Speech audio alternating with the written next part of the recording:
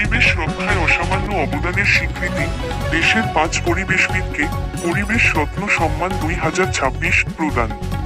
Mumbai, 5ই June, বিশ্ব পরিবেশ দিবস উপলক্ষে পরিবেশ সংরক্ষণ ও সবুজ পৃথিবী গঠনে অসামান্য অবদানের স্বীকৃতি হিসেবে দেশের 5 জন বিশিষ্ট পরিবেশবিদকে পরিবেশ রত্ন সম্মান 2026 প্রদান করল সাংবাদিকদের সুরক্ষা ও কল্যাণে নিবেদিত সর্বভারতীয় সংগঠন Press Club of Working Journalists পিসিডব্লিউজে।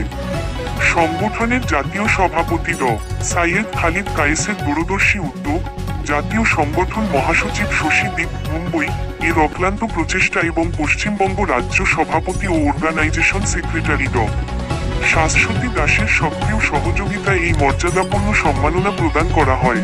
পরিবেশ সংরক্ষণ, বৃক্ষরোপণ, জীববৈচিত্র্য রক্ষা এবং পরিবেশ সচেতনতা বৃদ্ধিতে দীর্ঘদিন ধরে নিরলসভাবে কাজ করে চলা দেশের বিভিন্ন প্রান্তের 5 জন বিশিষ্ট ব্যক্তিত্বকে এই বছর এই সম্মানে ভূষিত করা হয়েছে।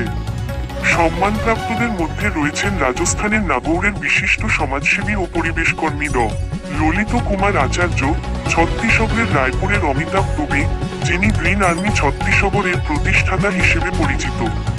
এছাড়া মুম্বইয়ের ঠাকুর ভিলেজের কৃষ্ণ কুমার সিং, তরু তরানে এনভায়রনমেন্টাল উইং অফ সয়ানি এর প্রতিষ্ঠাতা হিসেবেও এই সম্মান লাভ করেন।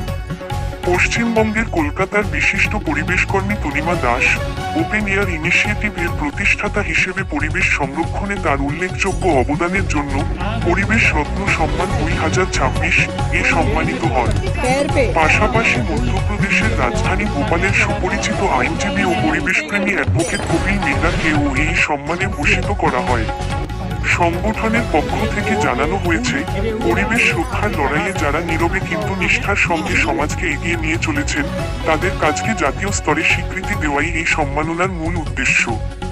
বিশ্ব পরিবেশ দিবসে এই উদ্যোগ পরিবেশ সচেতনতা বৃদ্ধির পাশাপাশি আগামী প্রজন্মের কাছে সবুজ ও টেকসই ভবিষ্যৎ গঠনের বার্তা পৌঁছে দেবে বলেও আশা প্রকাশ করা হয়েছে। পরিবেশ সংরক্ষণে নিবেদিত প্রাণ ব্যক্তিদের এই সম্মাননা দেশের বিভিন্ন প্রান্তে পরিবেশ আন্দোলন ও সামাজিক উদ্যোগকে আরও শক্তিশালী করবে বলে মনে করছেন সংশ্লিষ্ট মহল।